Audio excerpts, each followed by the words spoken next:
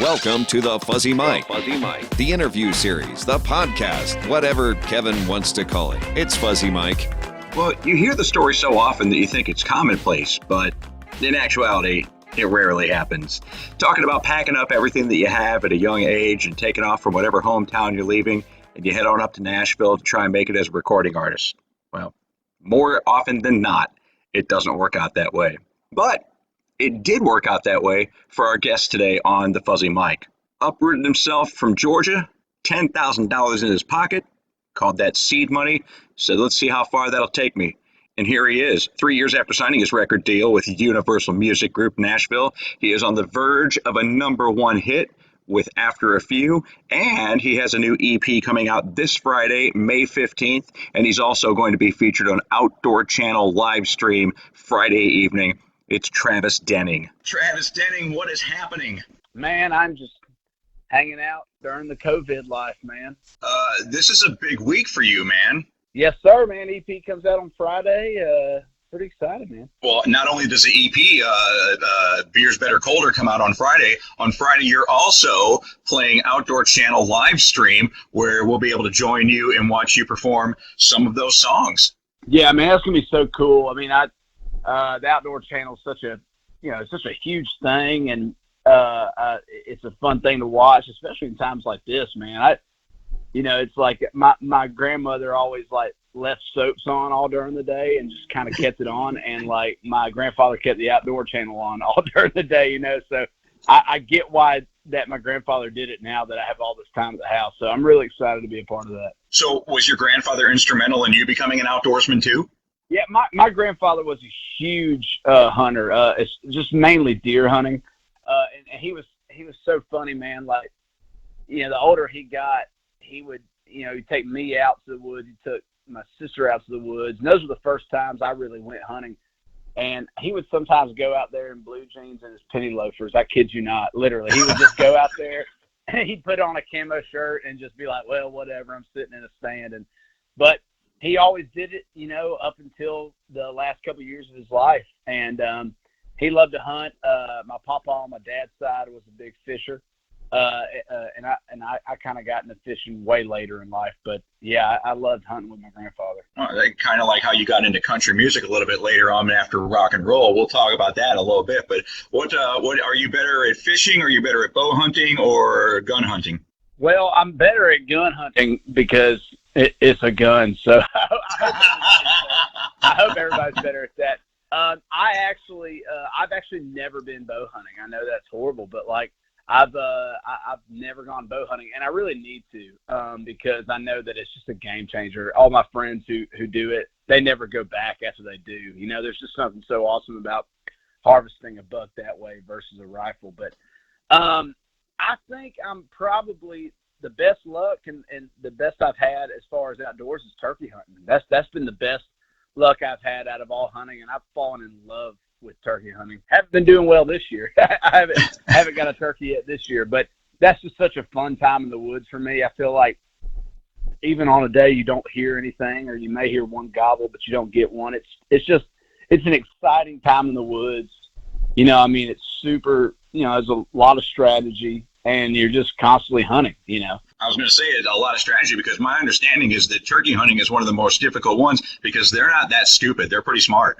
Oh, they're super smart. They can see you blink from probably a mile away. They're just smart birds, and they just know what they're doing. And if they're roosted in one spot and you think they're coming to another, if they run across a hen on the way there, they're probably not going to come hang out with you. It's tough. So, but it's been a lot of it's been a fun journey. The first turkey hunt I went on was actually 3 years ago, and man, it's just been fun to kind of learn the hunt, learn the species, and all that stuff through the past couple of years. Now, when you're out there by yourself, obviously you're concentrating on what you're hunting, but do you have songs and lyrics and stuff going through your mind at the same time? Is that kind of a place of creativity for you? Yeah, it definitely can be. A lot of times it's mainly a place just to completely clear my mind. It's kind of a spot. It's a time to go out in the woods and be like, okay, I've got one objective here, I've got one thing I need to do, and only thinking about that. That's usually what I'm really got my head on. But with that being said, when you kind of think of it that way, it kind of clears up a lot of space in your head for later on, for song ideas or just, whatever, maybe perspective on a song you've already written. And the woods is a great place for that kind of meditation. Perspective on songs you've already written. David Ashley was a top 40 hit for you. Now you are in top 5 with After a Few. I mean, things are good for you, brother. Yes, sir, man. I just hate that we can't go play shows and hang out with people, but other than that, it's pretty awesome. Yeah, you were on a Dynamite bill this summer with Sam Hunt headlining, and you were on that bill as well. But now, if I'm not mistaken, didn't you in the early part of the year get to go out and do some shows with Dustin Lynch? Yeah, we were on the State Country Tour with Dustin, and it was an absolute blast. I mean, I wish we could have finished out the tour, but man, we had so much fun on the dates we got to do. And Dustin is a great friend. He's a good dude. His whole crew is such sweet guys. And, man, we had a blast. We had so much fun on that tour. Does Dustin Lynch know the gift you almost gave him? Yeah, I don't know if we've ever had that conversation or not. I don't know. I need to send him the article because there's been a couple articles where they've been quoted where I wanted to pitch After a Few to Dustin. And I don't know if he knows that or not. He's probably going to be a little bummed at this point. Well, I'm interviewing him on Wednesday evening, so I'll let you know what he says, Travis, because if he's anything like, didn't Luke Bryan, you thought about sending that to Luke's people too? Yeah, to me, the song, I wanted to send it to Luke and Dustin because I felt like it was kind of both right in their lane at that point in time when I wrote the song. And I mean, I wrote that song, almost 4 years ago. So, it was kind of, they were the first two artists on my head that I thought I want to go get them to record this. But my soon to be record label that I was kind of talking with, they were like, you should probably hold this song for you, because you're probably going to be recording some music for yourself here shortly. So I held on to it, and I'm thankful I did. Travis Denning, how hard did they have to push you to hang on to that song? Because you think about it, you give it away, you sell it, whatever, you've got immediate income coming in. But with you sitting on it, you had to wait a little while, right? Oh yeah, no doubt. I mean, it wasn't too hard of a pitch because I really loved. I loved it, and kind of hearing. I think as an artist, deep down, no matter what you write, you hope at some point you could record it. I think that's just kind of a selfish desire. So when they told me like, hey, you should probably hold this for yourself because this song feels like you and you can make this a hit. It wasn't too hard to twist my arm and do that because I loved the song and I agreed. I was like, I think this could be a hit. So I kind of went the patient route, and like I said, I'd say it's worked out pretty well. Okay, so Beers Better Colder, the EP comes out this Friday. You are performing on Outdoor Channel live stream. We're talking about David Ashley Parker from Powder Springs was your first hit, top 40. Now we're talking about your top 5 hit, After a Few. Where does Abby come into all this? Because that's a killer tune, man. Yeah, man, I appreciate that. That's actually the only song on the EP that I didn't write.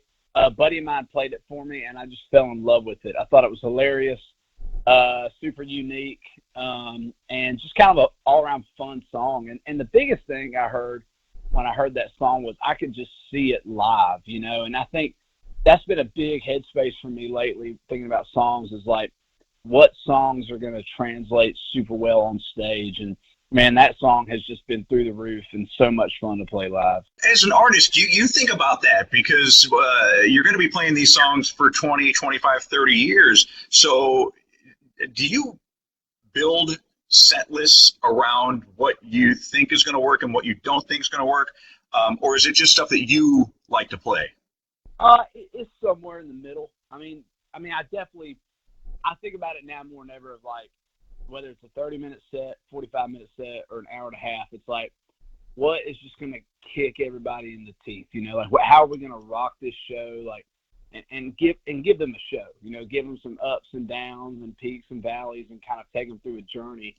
That's definitely the priority thought process. But I love playing with my band. They're very talented musicians, and we love to jam. And every now and then, we'll pull one out for ourselves. You know, we might do some old Allman Brothers Band, or maybe an old Alan Jackson song, or just something random that we haven't done in a while, and kind of do it for us. Now, what kind of works out is like when we do those moments, just based off of feel and things that we want to do, we're lucky that most of the time the crowd loves it too, and I think that's just a reflection of the kind of people that come to my shows. Is they're a lot like me, they're a lot like my band, and they just want to hear good music, and they want to see people have fun on stage, which is what we really try to do.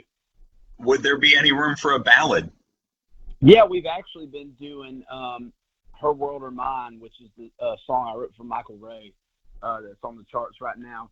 And I'll tell you right now, it is literally, it has been one of the coolest and best moments of our set list. And it's kind of reinvigorated that belief of like, it's okay to take a moment every now and then on stage and really bring it down. I mean, I've been a high energy performer for a long time, and that's not going to change, but just kind of that confirmation of playing that song and seeing people react to it and really love it. I mean, it just reminds me that there's all different kinds of music and all different kinds of moments in a show. Well, it's like an athlete, Travis. You can't go 100% all the time. You've got to do interval training, where you can catch yourself and recover so that you can do all that stuff that you want to do. So, yeah, in some respects, it gives the audience a chance to catch their breath, too. Absolutely. No doubt. You're totally right about that. Talking to Travis Denning. Travis Denning's new EP comes out on Friday. It is called Beers Better Cold. And also you can see Travis Outdoor Channel live stream as he plays some tunes during this COVID-19 crisis. Yeah, you said it earlier. You wish you were out on the road right now. What's airplane mode? I saw something where you said the best part about the COVID-19 is that you don't have to worry about airport hours. What is that? Yeah, I was saying that we're pretty much living on like airport hours now, where if you're going on a flight, if you got an 8 o'clock flight, nobody's going to judge you if you're at the bar at 7:30 getting a cold beer because it's an airport. It's like, who cares? I mean, you could be sitting in your pajamas, drinking a Bloody Mary, maybe a vodka soda at like 9 in the morning in an airport, eating a bag of gummy worms you got from the little convenience store thing, and nobody's going to judge you. I mean, I think that's the most quarantine, kind of metaphor there can be. It's like that's how we're living now. That is so true, though, because I read that quote and I'm like, airport hours. And then I read a little bit deeper and I was like, yeah, you know what? I've actually had a beer at an airport at 3 a.m. Absolutely. Hey, if you don't, then you're kind of crazy. You're missing out, aren't you? Oh, 100%. So are you in a creative process now that we aren't able to go out on the road, now that we're not able to hang out with groups of people? What's passing the time for you? Yeah, I mean, I've been writing a lot of songs, been recording some music at the house, nothing crazy, just demos and getting some ideas out there, and yeah, just trying to keep the wheels moving. I mean, just in one way or the other, and just trying to enjoy the things that I can't do all the time that I have the opportunity to do now, like hunting and fishing. I mean, I've been fishing more, in the past 2 weeks than I have in the past 2 years probably, and it's been nice. It's been a good way to clear the head, and I'm gonna try and get me one more turkey Friday morning and see if I can end this season with at least one bird. But no, it's been awesome, man. It's weird, and it's that kind of weird, bittersweet time, because I don't like it. I want to be on the road. I want to be doing that, but I'm being able to slow down for the first time in a while and kind of just, get a little perspective and just take a breather. And I think that's important for everybody. What's the best show you've ever played? I think I know the answer to this, but I want to hear from you. God, that's so hard to think. I mean, there's so many different moments and for a lot of different reasons, but goodness, I don't know. I got like two answers. I'll give you obviously pretty much any time we play in Texas is a damn good time. And, Right. I will say one of our last shows we played this year was in Boston, and we played it on March 1st with Dustin. And I don't know, that was just such a special show for a lot of different reasons. Boston's one of my favorite cities. I just love the history, the food, and man, we had a good show, and we closed it with After a Few, and that was really one of the first times that every single person in the venue like sang back. And that was just cool. It was like, damn, this song might be a hit. You know, people, I mean, this might actually like work. It was just a cool little moment. And we really closed our set with some Dropkick Murphys shipping up to Boston. And the place dude, the place went absolutely wild. Like it was so fun. I was like floating on the ground after that. Oh, they're legendary. They do a St. Patrick's Day show every year in Boston. Yeah, they do. And this was one of the first years they had to freaking cancel it because of the daggum COVID, man. Exactly.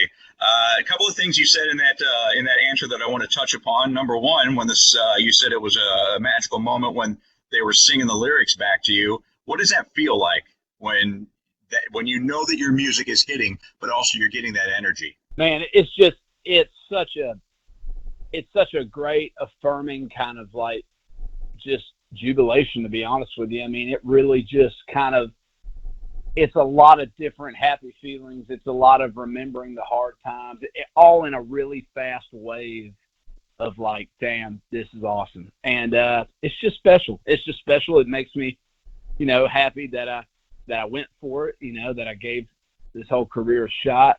Makes me happy that I bailed out of college to pursue it, and which I don't know if my parents are still happy I did that, but you know, whatever, it's all good now.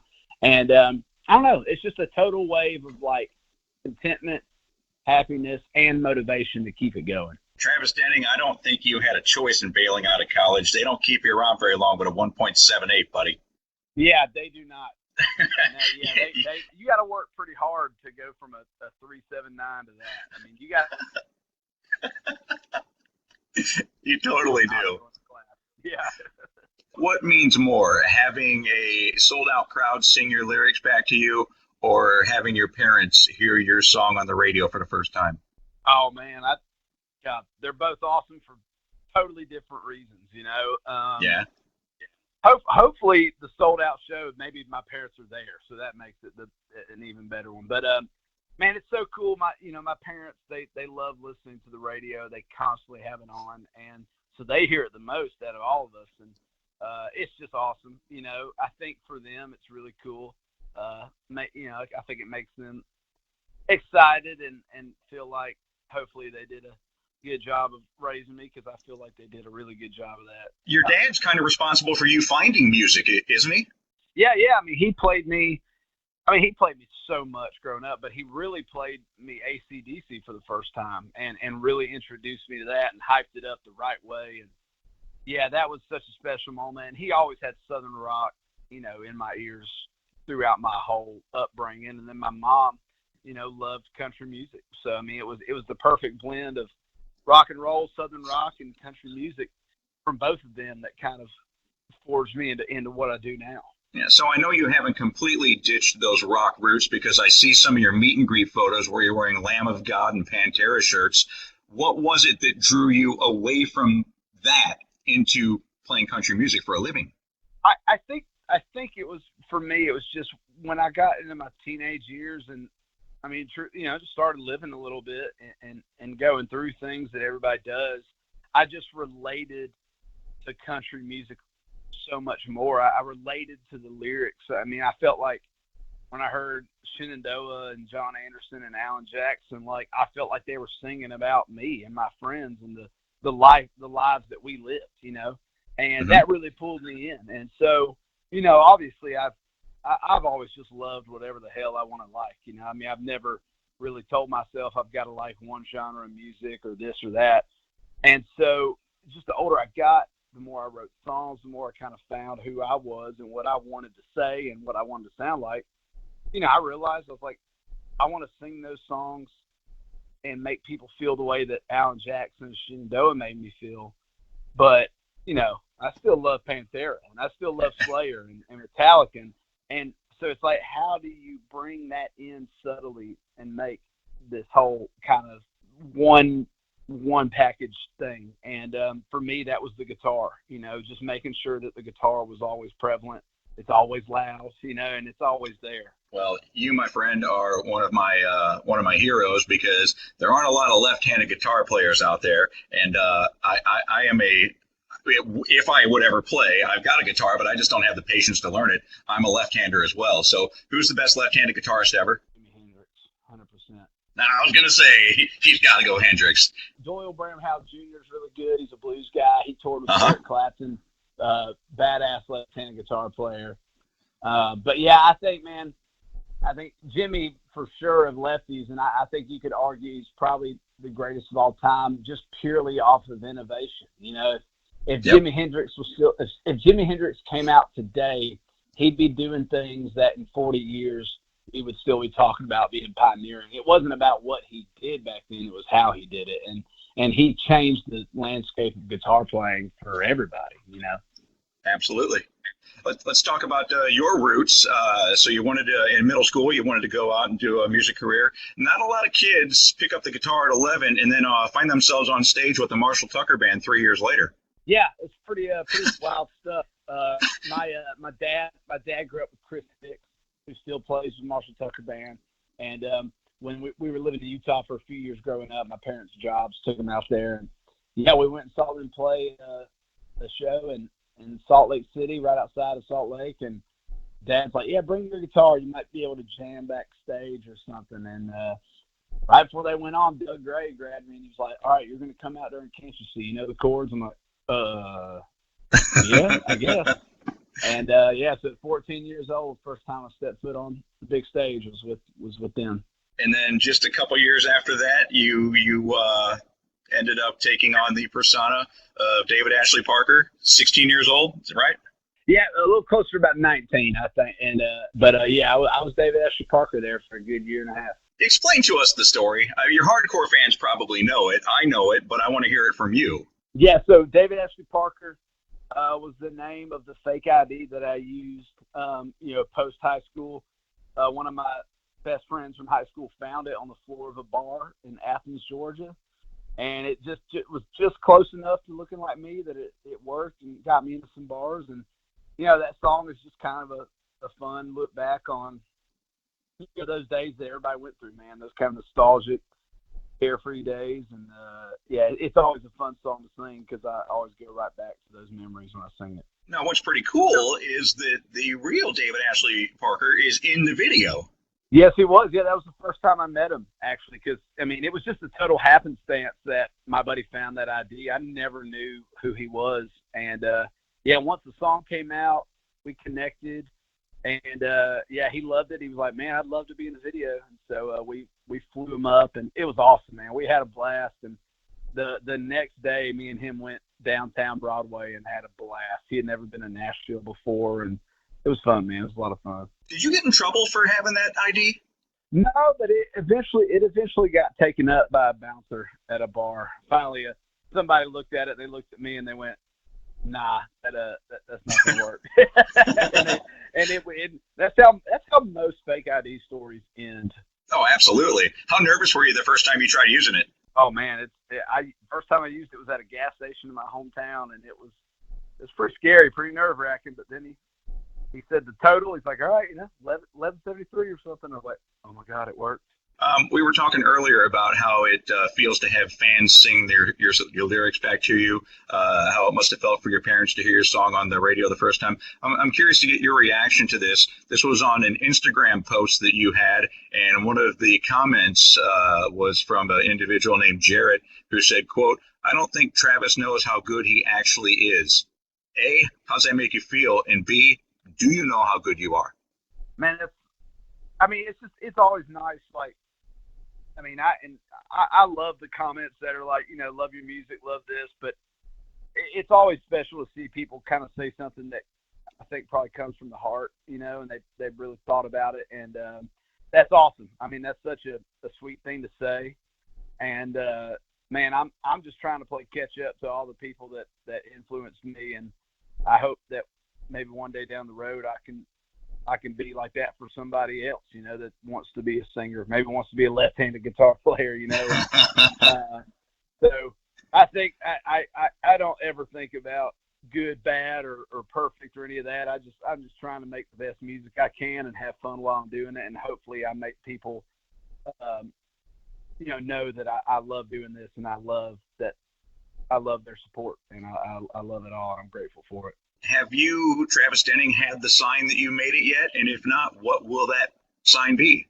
Man, that's a good question, because I feel like for me, after a few hitting top 5, the Sam Hunt tour, those were some pretty big things this year where I was like, oh man, this is starting to roll a little bit, like this thing's moving. But man, I don't know if I'll ever be able to say like I made it, because I think that's just, I don't want to ever feel like I have, honestly, because I feel like once I feel like that, then that's when people start to kind of roll into the kind of cruise control, mentality, and maybe take the foot off the gas a little bit. And I don't have any plans to do that. Always want to be chasing something, whether it's that or your next top 10, your next number 1, your next sold out show. For sure, I get that. The motivation factor, absolutely. Yeah, so that's 100%. I think Matthew McConaughey said when he won an Oscar, he had they asked about, or he did a speech, and he said, in my life, I need something to look forward to, look up to, and something to chase. And he said, my hero is me in 10 years. He said, I'm never going to be that guy, and I'm never going to be, because it's constantly going to be me in 10 years. And he said, and that's given me something to constantly chase, which I think is an awesome mentality for anybody, whether it's entertainment industry or anything. I think that's a great mentality, and I'm trying to keep that one till the day I go. Now, something that you did say tops the list of coolest things you've ever done, so I don't know where you can go from here. You were talking about your show in Boston, and you actually got to stand atop the Green Monster. Yeah, that was pretty epic. That was I got to go in the Green Monster and actually sign my name, and that's that's just literally insane. Just such a cornerstone of American history and baseball history. That I didn't even know that was on my bucket list until it happened, and I was like, "Yep, I think that's up there." So that was so cool, man. When you walk into Fenway Park, which is where the Boston Red Sox play, which is where the famed Green Monster is, do you get the chills of the great players that have played before there? Oh, for sure. Yeah, It's just such a that colored green and those seats and just all the historical things. It's just so cool. It's cool to see it in person. It's cool to get really close to it. To be able to put your hands on the Green Monster, to go inside and see all of the signage. See, they've got every visiting team's title card in there. All the numbers, and it's unbelievable. It really is. And it's hard not to get chills and really be kind of speechless at something like that. We're talking to Travis Denning. You can see Travis on Friday evening, Outdoor Channel live stream. And you can also get Travis's EP coming out on Friday, Beers Better Cold. I saw an incredible video of you, and I'm curious to find out where a kid from Georgia learns to skate and play ice hockey. Yeah. Well, I wouldn't even say I've learned how to do it yet, but I gave it my best shot. I was playing a show in Minnesota, and I think we were in Minnesota, and my tour manager is a huge hockey guy. Like, he's from Florida, and it cracks me up. He's like the most hockey dude I've ever met. And so we got the ice to ourselves for an hour. And I said, hell, I'm going to go out there and put on some skates and try my best. And my best was really bad. But, hey, he got it on video. I hit the pole, man. That's pretty hard to do. That's like hard to do. So that was a lot of fun. No, you think about it. The goal is so wide, but the pole is like so skinny. I would think it would be harder to hit the pole than it would be to score. So, man, buddy, you got a future in the NHL. I know. I've been working on it during all this COVID. I'm gonna finally give it a shot.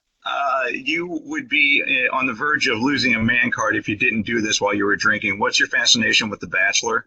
Oh, I actually hate that show more than anything, but it was that my whole thing. It started off as kind of a promo idea for the single to come out, and it definitely snowballed into something bigger than I intended. But it's just, I mean, making those videos is fun. It's fun to have a couple drinks and kind of just be sarcastic about something that a lot of people take seriously. But I mean, it's fun to read the comments, and some people are sitting there going, hell, I don't even watch the show, but I know exactly what's going on because of your comments and stuff. So yeah, it was fun doing those. I don't know if I can do it again because no offense to my Bachelor people, but man, that show is just not made for me. I can tell you that. No, but it was a brilliant marketing ploy for you to promote after a few. Did you really give out your real phone number and say, "Hey, text me the dumbest thing you've ever done"? It wasn't my real phone number, but it's an app where people can actually text me. Okay. And when they text that number, it does go to my phone. It is absolutely me replying. And it's cool. I mean, I think it's just there's so many different ways to connect with fans now, and so for me that's really cool, and especially people who text something, and heartfelt or have a good question or something. It's great to talk to somebody and talk to them then. So, what was the dumbest thing you heard somebody do after they've had a few? Man, somebody was like told me this story, and see if I can pull it up, where they were like leaving a restaurant, like a boat restaurant, and on the lake, and they were heading back to the dock, and they hit a parked like barge, and literally like sunk their boat and everything, and like everybody got like thrown off of the boat, and he's like, yeah, nobody got hurt. He's like, just our egos. And this guy sent me a picture, and his boat was literally halfway down in the water. It was pretty awesome. Travis, you could have told him from personal experience that after a few drinks and boats don't work, your dumbest thing was a canoe, right? Yeah, I hopped in a pond without a paddle, so I had to kind of wait until I saw my girlfriend and yell at her to come bring me a paddle. Oh, so was this recent, or was this a while back? Oh no, this was like 2 weeks ago or however long it was. Yeah, that was not my brightest moment. I want to thank you for doing what you do with St. Jude. Oh, absolutely, man. St. Jude is such a magical place, and it's impossible not to support something special like that. I would definitely recommend for anybody who's never been there to go. It is just so eye-opening. I mean, the first time I went, I was actually a little nervous. I didn't know what to expect. I didn't know if I was, if it was going to be, upsetting or however. Uh-huh. It is the most positive, uplifting place I've ever been in my life, and they just do a great job of keeping it that way all the time. Yeah, when we moved here to Houston 15 years ago to do our morning radio show, we were here all of 6 months, and we were broadcasting from Texas Children's Cancer Center, and I was the wild card. They were like, we don't know if he's going to be able to handle it. And it is a totally different perspective on life. But those kids in there, man, they are just smiling all the time. And they really make you kind of take stock of your own life and say, what can I be doing better? And so my wife and I started a nonprofit for pediatric cancer kids. And I just want to thank you for joining the fight with what you do for St. Jude's and the shirt campaign. Absolutely, man. I think it just is the absolute least that we can do. All right. So after a few, it's going to be number one here pretty soon. It's in the top 5. What is the beer of choice, sir? Preferably an open one or a free one. But if I'm buying and I'm picking, I usually go I love a good Miller Lite. I do love a good Miller Lite. Because being from Georgia's got some great craft breweries down there. Do you partake in any craft beer? Oh yeah, man, I love it all. Especially Sweetwater is one of my favorite. Yeah. Georgia Brewing Company's the Sweetwater 420 is awesome. In fact, there is a beer company in Macon, Georgia, near my hometown, called Macon Beer, of course. And they've got a great ale called Macon Progress, and it is so amazing. It was the first beer they made, and it's still one of my favorite beers ever. There's some great stuff. Obviously, Athens has Terrapin and Creature Comforts. Man, there's a lot of good beer in Georgia. Oh, yes, there is. Yeah, and what I'm going to do is I'm going to write that down, and then when you come to town next time, we can hang out, crack open a beer, and listen to some Pantera. Dude, sounds like my perfect night right there. All right. Very good.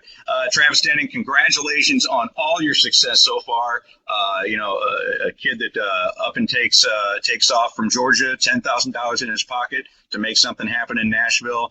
And 3 years after getting your recording, your songwriting deal with UMG, here you are on the verge of a number one and your first EP coming out. So, man, buddy, it worked out for you. You're a great guy. I enjoyed talking with you, and I can't wait to see you come back to Houston, man. Hey, thank you, brother. Take care, man. Fun chat with Travis Denning. Don't forget, you can see Travis perform live, Outdoor Channel live stream this coming Friday, and also on Friday, a big day for him, his EP, Beers Better Cold, hits shelves. My thanks to Travis for taking time out of his day to join us on the Fuzzy Mike. I want to also thank Chris Fabiani with Universal Music Group Nashville, also one of my favorite people, Jill Brunette with Universal Music Group, and also thank you to Angie Coonrod from Red Light Management for hooking up today's conversation with Travis. Thanks also to Tom Caraccioli with Outdoor Channel. My name is Kevin Klein. I'm your host on the Fuzzy Mike. That's it for the Fuzzy Mike. Thank you. The Fuzzy Mike with Kevin Klein. Executive producer Trish Klein. Social media director Lisa Titan. Mouth noises by Zach Sheesh at the Radio Farm. Get your Fuzz fix online anytime at thefuzzymike.com. Everywhere with the iHeartRadio app and in this pocket. Wow, that is a lot of fuzz. Thanks for listening to the Fuzzy Mike.